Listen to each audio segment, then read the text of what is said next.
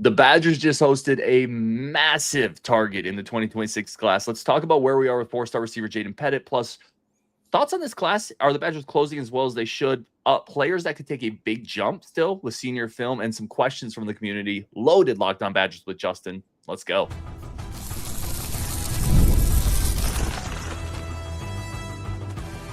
You are Locked On Badgers, your daily podcast on the Wisconsin Badgers.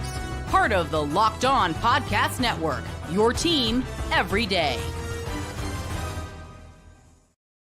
What is going on, Badger fans? Welcome to Locked On Badgers. We got Justin over there. I'm your host, Ryan Herrings, part of the Locked On Podcast Network, your team every single day.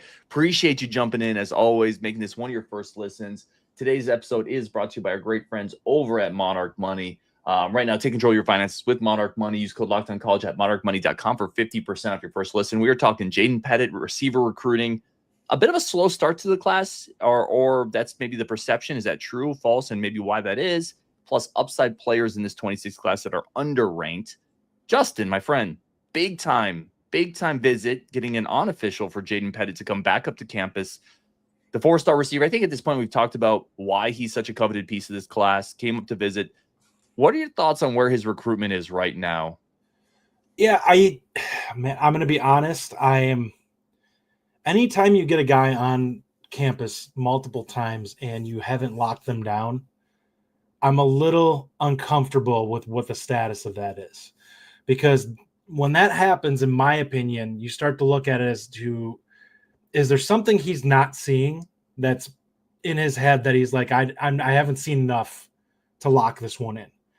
And when you look at that, it's always kind of takes the perspective on my end of, is he waiting for something to trigger him to make him want to commit somewhere? Maybe he's just taking his time and a guy who is very thoughtful in his decision-making, but that's not what we're used to seeing from recruits. So when I see something like this where he leaves again and doesn't commit, like I was very excited when I heard he was coming back, because that to me was like, okay, maybe there's something here. Maybe there's some smoke.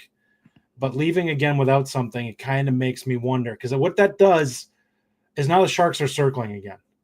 He didn't get locked down, and they start to look at it and go, okay, well, now we should get him on campus again too. And you have that will play copycat on that, and maybe he did have a better feeling coming away from one of those other schools.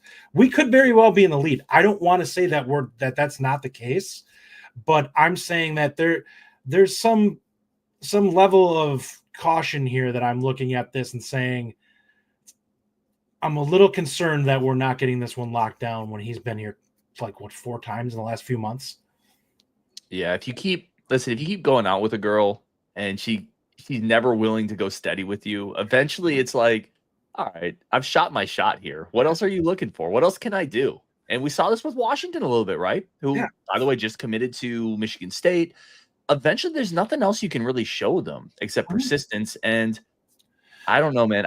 I've said this in the Discord. This isn't new. People who have followed me will know this. I haven't been super positive Petit would be a part of this class anyway. I think getting him back on campus is huge. And I think the Badger staff is working their butts off with this. It's a win to get him back up on campus.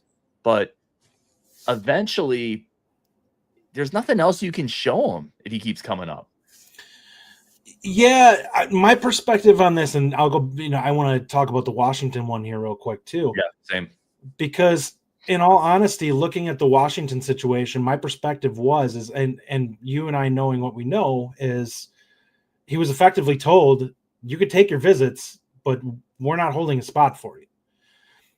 That to me goes one of two ways. If you find out very quickly how much a kid values your offer when you say that. More times than not, if somebody's really in on coming to your school, that's all they need to hear. They're jumping in and committing because they don't want to lose that opportunity. When it doesn't happen, you have to kind of take a look at it and staff, and it sucks feeling this way, but you have to look at it and be like, he clearly is okay with losing us if he's willing to take these visits. And that means that he's not as locked in as what we want him to be. And this is where I push back on people who talk about them taking all these visits. A lot of these kids have already seen most of these schools. And I realize the official visit is a different situation. But guess what? When you show up to play at that school, it's not going to be like an official visit every day. Like you have a general idea what that's going to be like being on campus. If you're more concerned with getting wined and dined than locking in and helping build a class with your teammates, that to me says a little bit about what your priorities are. And, it's nice to have the nice things in the visits, but guess what? If you're doing these visits to figure out which school you want to go to play at, not because you want a bunch of free vacations. Yeah, I've already told you if I was a recruit, I would have been a disaster. It would have been free vacations for me every trip. But no, I hear you. Well, you'd have broken like 4 NIL contracts and like I was not mature enough to handle this at that age. I can tell you that straight up. I think Justin was. I was not. By the way, a lot of great people in the chat: Mitch, Daltrey, Connor, Zach, Tyler. Here's my take on the Washington thing, because I think it's fascinating to me. I would have kept recruiting him. Like I think if you've been on him for so long, you clearly like him.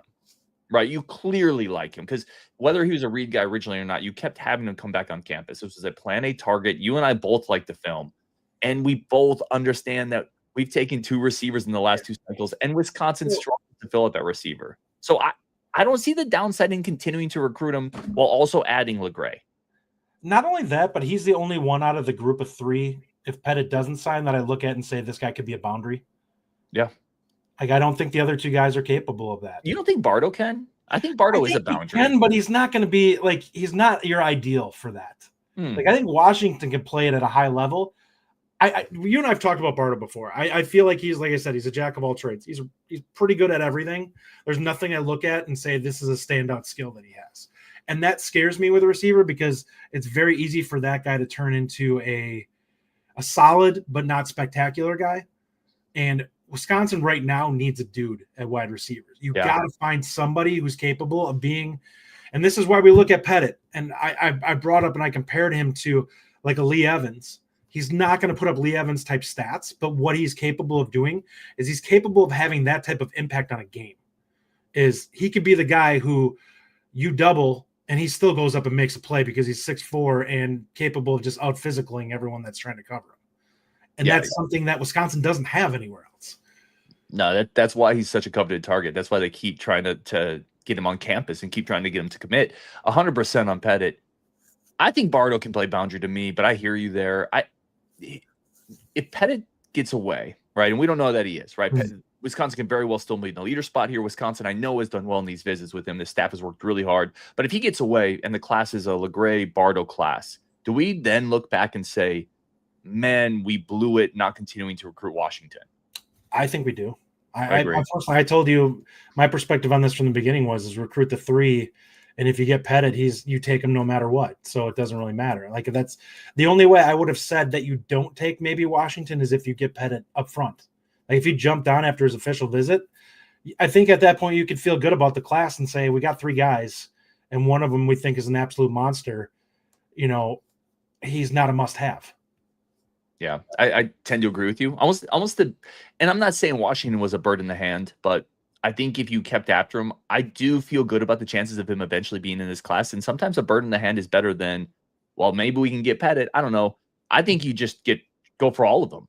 Let's say the number is 3. Continue going for all of them until you get 3, whether it's LeGray, Bardo, Washington, or LeGray, Bardo, Pettit. Both of those work for me, both those trios, but you need 3 or 4 bodies in this class. You recruited 2 receivers the last 2. I just hope it doesn't come back and bite us. And I'm not saying it will. There's a lot of time in this class still. Maybe they flip someone else. I'm sure there's other people they're looking at. We know there are other people. We've talked about some of those people. Pettit may still be a go. I just worry we might end up looking back and saying, man, I wish we would have really fought for Washington. We're missing physicality at the wide receiver position. And as much as I like, is it LeGray? I think it's LeGray, but honestly, I think I pronounced it both ways, and now I'm confused in my head, which is terrible for me. What I will say on that is I like him. I don't know if he's a guy, like, you're not going to use him like you use a Jaden Ballard. Like, that's a guy who's 6'3", who has that speed, but is also big bodied. And you don't really have that. Like, he's more of a slot to me. And I think that you want him kind of ranging around in the middle, which he's capable of being a guy who's got elite speed at that spot. I am curious if you could get physical with him on the outside and kind of negate him a little bit if you actually play him on the perimeter. Yeah, I think that's an interesting one with LeGray because he isn't huge. So, yeah, maybe he's more of a slot guy. couple things I want to hit here, because then we have to take a quick break. Craig says could already be a sound commitment, talking about Pettit. And then Greg, this is a great point too. We're talking about Washington's gone. He's at MSU. What about Pettit? No, to Greg's point, nothing is really solid until they sign. Like maybe Washington ends up back in the class. Nothing I've heard on that, but crazier things have happened in recruiting. All right, let's take a quick second there. We're going to come back. We're going to talk about some players in this 26 class that we think could take a big jump with senior film, plus some great questions from the community. If you guys got more questions, throw them in the chat. We'll hit them up today. This is going to be a fun one with Justin. But first, a quick second for our friends of the show over at Monarch Money. If you often log into your bank account and wonder, man, I feel like I had more money in there the other day, or man, I am not making progress on those goals I want to make, go to Monarch Money. Monarch Money is like a CFO for you.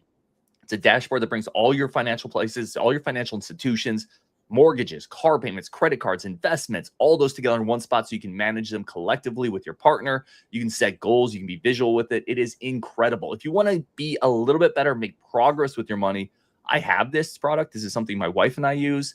It has helped curtail some of my spending, which is a good and a bad thing. I don't have quite as much fun, but my wife is happier. Go over to Monarch Money right now. And they're going to save you even more money right now. Monarch Money, take control of your finances. Use code LOCKEDONCollege at monarchmoney.com for 50% off your first year. That's monarchmoney.com, code LOCKEDONCollege for half off your first year.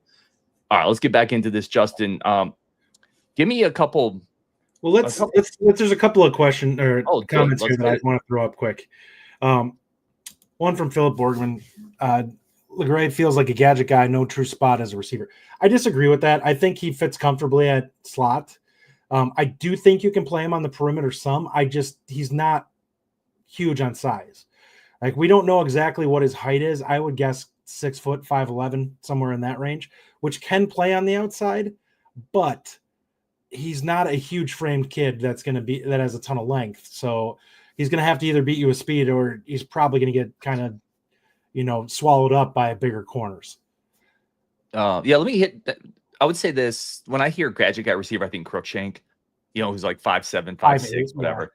I think he's fine in the slot. I think he can play a little boundary. It depends on how, we don't fully know how big he is. I think he's probably 5'11", 6 foot. That can play in the boundary because he is pretty big. He's a pretty thick guy. He's like 190. So I think he's fine. Probably more of a slot guy to your point after watching more film. But yeah, I wouldn't necessarily call him a gadget guy either. I think that's a good call on your part.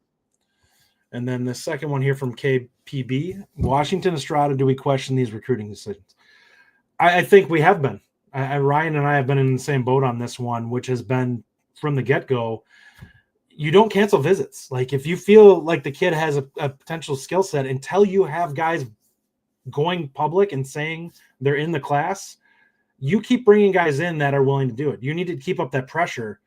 And I don't know how you feel about silence with recruits and stuff like that. I hate them, because if you're not a public, then it doesn't matter if you've told the staff that you say you're in, because there's a reason why you're not saying it publicly. And that's a problem with any staff. And when you cancel visits and you could have guys that you think are in, until you know for sure and it's out there publicly, I think you have to keep recruiting like they're not. And I think you have to tell them that. Like, okay, it's great that you've told me this, but until I know that, until you're willing to say it out loud that you're with us, I have to keep trying to fill this class, because it's my job to make sure we don't get, left out in the weather, the cold, rainy night while you're nice and warm with whatever school that you sign on with. While you're making home in the SEC or something like that. Yeah, Wisconsin's not in a great place in this class. Like, I know we're all frustrated with the lack of top end, like, I guess what you would say are marquee guys. Part of that is because of the way we've handled this. Like, we've had guys that we've probably canceled visits on that I felt pretty good about. I loved Estrada. I like Jamal Rule. We canceled his visit too. He's a guy that I would have gladly taken if he would have came and would have wanted to join the class. Well, let's talk, Ryan. So Estrada just committed to Minnesota. That's a good get for them. Let's just be real. That's one that could come back to hurt us. Yeah, that's a good get for them. He not only didn't come here, he's going to a school that actively may punish us for not taking him in the next couple of years. I've said this several times, and I stick by it. I am almost never in favor of canceling visits for almost any reason. Like the more opportunities you have to build relationships, I think I'm in favor of, because a lot of these players end up in the portal. And if a guy ends up in the portal in 2 years and you had a great official visit, he's going to remember that, bro. I remember great vacations I had with my family when I was 16. Like people are going to remember a great visit to Madison. Of course they are. So never cancel a visit, never cancel officials. Now, potentially, I know there's resource limits and money limits and those things, and you don't want to throw those away, because if you have somebody unofficial, you have to give them time and energy. But these are really good players. Well, like you wouldn't have set up the visit then if that's the case. Right, Obviously, exactly. you have resources. Exactly. And these players talk to other players. Like maybe they talk to a guy and tell them how great Madison is. It's all marketing, right? So I'm almost never in favor of canceling visits. Like even if you think you're full at that spot. So I don't love those decisions. Phil Borgman, the possible D-line and edge targets. That's another one that they canceled a visit on. Was Ashton Blat, was a guy we were really high on, who we thought that Penn State was going to be the big one that we'd have to worry about. We canceled his visit. He ends up at North Carolina. We're hurting on our edge guys right now. But you have Duncombe, that's potentially a guy that you could get in there, but we don't know on that one. Who's taking other visits too? Yeah, you let a guy loose that you had a really good feeling about. Like, I think we probably would. There's a pretty good chance we might have been in the driver's seat with Blatt if we would have brought him in. And I know what you were doing. You're probably looking at it as we don't want him to jump and then have maybe Blades or Ford want to jump in. Those guys are guys you take no matter what. I'm sorry. I know that room is getting really bloated right now, but it is what it is with those guys. If you're going to recruit that caliber of talent and you're going to be fighting against those other teams, at some point you need to look at it and say, all right, we're going to have to just make a decision here if we feel like this guy's going to be a potential star for us.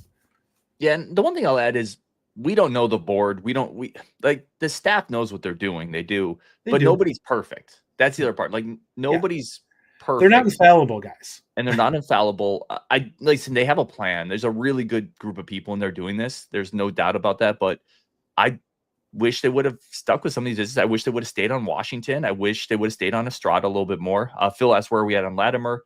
Latimer is still making his decision towards the end of the month. That's the last intel I have on that. I feel good about Latimer, for the record. And Greg says, I think they wanted to show Latimer that he's their guy in terms of the Estrada thing. I get that. I do. Hey, you're our guy. What I would say is you can communicate that to him and say, we need depth. We didn't take a running back last cycle. We need two bodies. You're still our 1A. They're not directly competing with each other either. They're two completely different type of backs. Like, you look at him and you could easily tell Latimer, hey, we're considering using him as like an alternative to your power and speed combo. He's more of a twitchy, jitterbug type back that we can throw in there for a change of pace. Like, he's not going to be going out there and getting 20 to 25 carries. He's going to go out there and he's going to be James White. He's going to get you 15 probably. Yeah. We're also talking about running backs. Let's be honest here. We're not talking about quarterbacks. We're talking about running backs. You need multiple bodies. Guys get hurt in that room right now. You get dinged up. We're talking about running backs. You need guys. You need more depth. Lenny Dime says no more cancel visits. I love that. And Will Hanna says I would take all 4 receivers. I mean, yeah, that's where I've been. 100%. If you can get all 4 of those guys, you're not taking any 4 receivers, Justin. But if you can get all 4 of those guys, I think you take them every day at Wisconsin. Because we don't get guys like that all the time, in my opinion. Dustin, let me hit you with this question, because this was a good one thrown into the Discord for us. Power spread Bucky. Over under 2.5 freshmen play meaningful snaps this year. He says it's slightly off topic, but it's time to focus on this year, baby. No, that's great. Now, I did clarify. Meaningful snaps means no special teams. We're talking like offense, defense. And then you and I talked. So we're talking meaningful reps, consistent meaningful reps, even if it's in a smaller role in games that aren't decided yet. Yeah. Over under 2.5 freshmen. Well, I think you and I both discussed Clayton and feel confident that he's going to get out there. And Mitchell has said as much. So what I will say on that one is you've said that he should have a role. I expect to see him have a role this year. I don't want any of this nonsense like last year where we're talking about Tommy Turbo and all this stuff, and he never sees the field. Like, that's nonsense. I think we probably feel pretty good. You and I discussed Hilton. He's going to get out on the field at some point earlier in a game. Like it's going to be a couple undecided games. He's just good enough.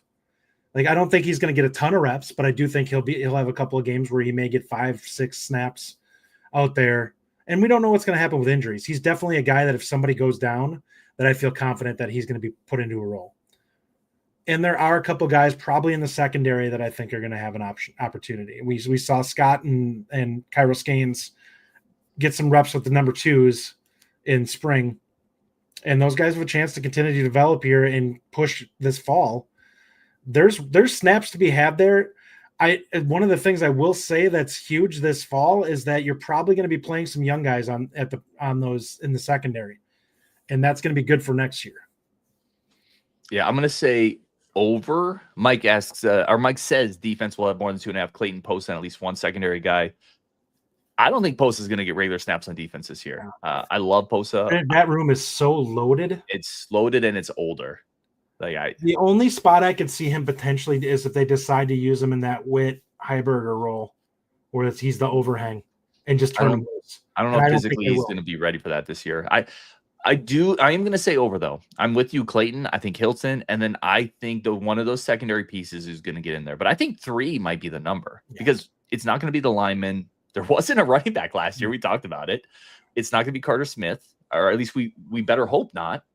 Could it be Najee Davis? I don't think so. Yeah, I think it's 3's the number. He's stuck out there before. Najee's going to need some time to put on some weight. Yeah, I would agree. And I think that he's a very athletic guy, but I think he's still somewhat raw and growing into the tight end role. So he's a guy I think is going to need some time to figure out the college game, because tight end is actually low key kind of a pretty crafty, skilled spot. Like guys need to understand a lot of their routes and stuff like that are reliant on them being in certain positions and spots to draw defenders. And if he doesn't understand his route depth and stuff like that, that can kind of mess with things. You can't just turn a guy loose out there and be like, here, go out there and get open. Yeah, and I think also if you look at that room, I think Akers going to get a role some there. You bring in Mason as a transfer guy. You have Ashcraft. You have a couple pieces there. Stack is still there. Jason Melvin, kind of speaking to what we were saying earlier, Justin, you can never have enough Escalades in your shed. Follow through on both running backs and receivers. As a guy with no Escalades in his shed, I could use a couple more. We're going to take one more quick break there. Again, bunch of your comments to get to. I've started some of them. I see Jake popping in here. Coach Mac, who's been on the show. Good dudes for sure. We're going to get to some more of your comments, plus another question for Justin. That's coming up next on Locked On Badgers. But first, a quick second for our friends of the show. And as always, a quick second to say thank you for tuning in to Locked On Badgers on a live Tuesday night. All right, Justin, let me hit you with this. One of the things, because I think you and I are both maybe a little frustrated is probably the wrong word, but this hasn't been quite the start to this class with the high pedigree talent that we've talked about. Give me a couple guys, though, that you think with senior film could take a big jump here because they have the physical tools. I think we'd look at both inside linebacker guys and say that I think that they're in for healthy jumps. I think Wenzel definitely is. I think Reeder's got a chance to be a 4-star. I think Wenzel's got a chance to push into that category, if not being like an 88, 89 guy. We all think Hopkins has a chance if he shows out that he could be a 4-star guy. Severs, I think, has a chance to really jump in that because he's got some like tangible, measurable speed skills and stuff like that are going to carry him. Like when you have a guy who has that type of top end speed at tight end, if he has a big senior season, he's going to jump. Yeah. And I would say overall agree. It feels like a guy who could end up being a 4-star guy. He's already on one site as a 4-star. It feels like he's low with his rating on 247. I think he's like an 86. I would say it's probably more of like an 88, which is going to put him kind of in that neighborhood. But yeah, there's plenty. I think Carson Elam's was a guy that I looked at when I saw him. He was like an 86, and I'm like, this guy is definitely going to rise. Like he's not an 86. You can look at the raw physical tools, and I said when I saw him, I'm like, he looks like an 88 to me. He's not a guy who's a 4-star, but I look at him and I'm like, he's not a mid 3-star. Like he's got more physical tools than that. And the field's pretty good. So there's several there that I want. A couple I'll hit on that you talked about because I think you did a really good job of running that down. I think Hopkins, to me, if you want to look at one guy that could become a national prospect, listen, there are not many quarterbacks that have his arm and his speed and aren't like 5'10". Yeah. He has a frame. He can run like a running back. He has an arm, and he's about to play in one of the 2 or 3 highest profile programs in the entire country. If he plays well, he's loaded, or he's surrounded by absolute monsters on that offense. I mean, he could blow up, Justin. Like top. Like, his senior season in high school is going to be like playing NCAA football on like, what is it, JV or whatever. Which we've all done, by the way. Yeah. Well, yeah. I showed Ryan a game the other day where I had 17 touchdowns and 18 completions in one game. Yeah, we've all done this. Like, I'm telling you, right now, if he plays really, really well, which could also bring some more blue bloods back into the recruitment, but we've talked about that before. But if he plays really, really well, he could become a top 100 type. I'm telling you, he could blow up because of his physical tools. On that note, I will say Alabama looks like they're out of it. Today they stole Iowa State's quarterback. I saw that. Yeah. That's State for Iowa State. This is what happens when you start to show that you evaluate at a high level. Other teams look at your guys. And then the other one I'd hit on that you did, I love Reader. Which inside linebacker do you like more, Reader or Wenzel? To me, it's Reader. Like, they're physically, I think they're similar, but Reader has a bigger frame. He's longer. I like him a little bit more. I like them for different reasons. Honestly, Wenzel reminds me so much of Ryan Connolly. Like, he just is a guy who's going 100 miles an hour and seems to always be going in the right direction. Reader has more raw physical tools. He's a little bit bigger. He's a guy who I think plays really well in space. I think he has a chance. He's like a step down from a Posa. Like I think they're similar type guys. It's just Reader is a little bit down from that type of explosiveness. And that's no shade on him. I think he's an exceptional prospect. It wouldn't shock me to see him be an all-conference type guy here. It just means that I think that Posa flashes a little bit more on film than what you see from Reader. Yeah, I think he's in that tier, though, almost. I really like Reader. And he's got a little longer frame than Posa, different type of player. Yeah. Zach Bartz, if Hopkins balls out at Mater Day, how high do you think he'll rise? I got to go 92, 94. I think that's it. I think that's dead on. He's like a 94 4-star guy if he balls out there. When people realize that speed if he's actually passing at a high level, like it's exactly what everyone's looking for. You have a guy with 4.5, 4.4 speed at quarterback who can actually run an offense. That turns into being a mid 4-star. Nate Taylor said, I love the tight ends in this class. You hit on Sievers. I think that's a good one there. A couple other questions we got here. Janet's great too. Like, he is as an inline tight end. I really think that he is a dirty work tight end that could play at a really high level. That feels like a good duo, right? Yeah. Like, Janet can do a lot of the inline work and still get over the middle. Like, he can still work the middle. He can still catch the ball. He's got good hands. And then Sievers is the dude who you're going to come out with 2 tight ends, and the defense is going to have to be heavy because of it. And then Sievers can exploit just running down the seam with a linebacker not being able to run with him. That feels like a really good type A duo for Wisconsin. Thoughts on this one? Tyler Strieber, good friend of the show. Jaden Ballard lighted up in this new offense, if they do. Could the Badgers make a run on some guys in the fall once this new offense has some tape on it? 2-part question for this. I want to throw this one in there, but I want to throw another one at you. Is it possible receiver is something they just target later, either through the portal? A couple of people have said you don't need to recruit receivers much in high school because you can find those guys in the portal. So I'm gonna push back on that. By the way, the latter. I think the pedigree in the portal is far lower than what you could potentially get out of high school. If you recruit the heck out of a kid, you have a chance to get a guy who's a legitimate stud out of high school. Those guys are not what you're getting. Even if you get a guy who is 1,000-yard plus guy in FCS or whatever, he's going to be, his ceiling is probably, even if he becomes the NFL guy, is probably going to be like a 4th or 5th rounder. Like, if you hit on a guy out of high school, you have a chance at finding a guy who's a top 3 round guy.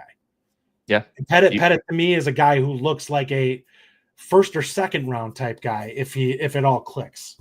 Well, you have a chance to get a Vinny Anthony too. A Vinny Anthony, high school guy. He's going to be an NFL player. He'll be one of the better deep ball receivers in the Big Ten this year. And he can work over the middle. Like, he good. Can run the full route tree. Yeah, he's good. He's tough too. He catches the ball. Like, he's underrated still. I saw a list come out the other day. just today or yesterday that had the top 25 receivers in the Big Ten, and Vinny Anthony wasn't listed on one of the guys' list. There was like, they'll regret that. He will he will probably be in the top 10 in the league. I had the other part of that question, updated film. Does that help potentially land some receivers in the fall? That was Tyler's actual question I put up. I'll start with this one. Of course it does is the answer. It's all how much the needle moves, right? But if you come out and Grimes' offense, we look really good, which also means we're probably winning more games. The passing game looks on point. You're getting deep shots to Ballard. Vinny Anthony is doing what we think he's going to do. I think, of course, that's going to look more enticing. Now, is it enough to really move the needle? I think is the question. But if someone's close on us, I could see that as pushing them over the top.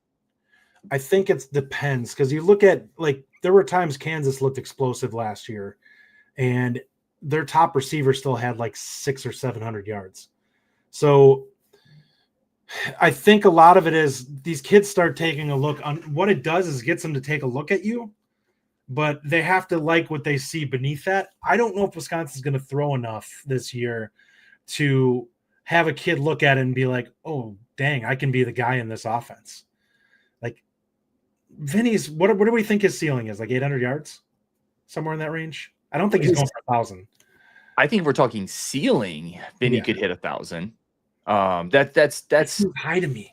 That's pretty extreme. I mean, what did he get last year with Braden Locke, though? High 600s. Like, you're telling me with a competent offense and but he's going to have more receiving talent around him this year. Probably. I mean, we're still kind of banking on Tretch, and we're still kind of banking on Ballard, who haven't really done anything. Really, it's a lot of hype there. But we also need to take into account running backs and tight end are more of a focal point of this offense. I don't know if tight end will be because of who we have there. It's going to be more than it was, and that could be 15 to 20 more receptions, which has to come from somewhere. Chad, throw it. This is a good question for everybody in the chat right now. What's the realistic ceiling? The ceiling for Vinny Anthony this year, receiving yards, 800 to 1,000, somewhere in that range, or are we underselling, overselling? I think 850 would be where I would put him at, but that's a great season. Yeah, it is a great season. It could be that and like 7-8 touchdowns. Yeah, that is a great season. Mark says, busy on a trip spending time with the fam. Badger podcast, nice alternative to the news. Yes, there is crazy stuff in the world right now. Tune in to Talk Badgers. This is a safe spot for all of us. I'm going to sneak this in quick. I want to throw this up here. Oh, I'm sorry. Mitch James, who else is showing separation? I'll tell you right now, Ballard did it all spring ball. I've seen it. That guy consistently just absolutely he has legit top end speed. He is going to make plays this season. The question will be what level of consistency is he capable of? But he will burn people because he's got physical tools that, other than Ohio State and maybe Oregon, Bama probably too, doesn't have the corners to check him. No, it's going to be fun. I imagine a couple really fun Jaden Ballard clips this year. Yeah. Coach Max says overselling on VA, too many guys to get the ball to, and that could be completely true. I want to hit this one, Justin, because in the chat we had a comment from Jason Nine's Lucky. Tell Justin to lighten up a little bit, show some positivity. So I want to hit you with this question in the chat too. What would make you happier? Latimer commits or Pettit commits? Pettit. Really? Hands down. Not even close. No, it's not. It's not to me. This receiver, like I've said, the only receiver that I've looked at that has his type of ceiling that we've gotten in the last 20 years, well, it's probably 25 now, was Lee Evans. Like, he's that type. I think he can be that type of dominant at times. He's not going to do what Lee Evans did, because Lee Evans' numbers are ridiculous for some of the one season he had. But he's a guy who can go out there and is capable of having a 150-yard receiving day with 3 touchdowns. Like, he could be that type of monster in a game because he can just physically overwhelm a corner. I think it's Latimer for me. And everything you said about Pettit's true. Like, everything you said there, no pushback. And most people are with you on this. Phil Borman says Pettit. Dudo's not recruiting receiver well. Badgerman says Pettit. Zach Bartz, of course, says, why not both? Love that. Badgerman says, get both. Love that. Here's the thing, though. Latimer's more important to me. I like Legree. I like Bardo. He's not going to even probably play for 2 years. I think, I don't know, maybe. I think he can play early, actually. I think Grimes he can play early, but you have 4 guys that you feel very comfortable this year and next year. Yeah. Okay, so this is what I'd say. I think it's more, we didn't recruit, literally land a running back last year. I think Latimer would be an incredible fit. I think we need to run the ball first and pass the ball second. That's always going to be the priority at Wisconsin, which makes running back to me almost a bigger priority than receiver. I don't know. I think Latimer is more important, if I'm being honest, with who we're battling against and the fact that we put every egg we have in the Latimer basket. We still have LeGray and Bardo with the potential to add someone else. I don't know who the answer is if you don't get Latimer. That's fair. Well, he just committed to Minnesota. Yeah, there's that. That was the answer. Either him or Jamal Rule, but you blew it by canceling these visits. Like, I don't know how you get back in these recruitments. This is the problem with some of this. And if you do a good job of the way you work on things, maybe you can crawl back into those recruitments and just continue to work. But it's probably going to take you months of work if you even get the opportunity. That's a big if. Can I point out that the greatest thing, though, would be flipping Estrada from Minnesota if we wanted to. It would be amazing. Like the night of signing day, awesome. he comes out and then just Estrada just sends in the letter to. We would do a 2-hour stream on that. Oh, yeah. That'd be so much fun. We would stream it to Minnesota Twitter. Go for Twitter. All right, we're gonna wrap it there, guys, because we're at 35 minutes. Justin, any last thoughts that are just buzzing around your head right now that I didn't get to? Yeah, I mean, we have summer conditioning going on now. Guys are getting to hopefully in good condition. I am actually coming around to this team a lot more. I think one of the undervalued parts of what's going to help this team this year is the fact that the offense is far more physical than it was last year in camp, both spring and fall, which I think is going to help this team dramatically late in football games when the physicality has been going on for 3 quarters and you're tired and you're beat up because you're used to doing it every day versus we played a finesse offense last year. Yeah, we just did. And I think that negatively impacts the defense for better or worse. And we've seen it with some of the offensive coordinators that are the way. Lincoln Riley struggled with it his entire career. You play a super finesse offense and your defense typically stinks and can't be physical enough. Yeah, I think it's well said. He is Justin Jolka. Go check out what they do in the Bucky Report. Go bump that show up. Bunch of content that they're coming out with as well. As always, it's all about making the Badger community better. How can we make it better to be a Badger fan? That's what this is always about. Phil Borman says best show on YouTube. I don't know about that, but man, Philip, I appreciate it. Really appreciate you. Tyler Strieber says great show, man. Tyler's a great dude. And I'm going to end on this one because it agrees with my take. Evan Malone says we are running back you, so Latimer. Let's go, Evan. On Wisconsin, and we will definitely talk later.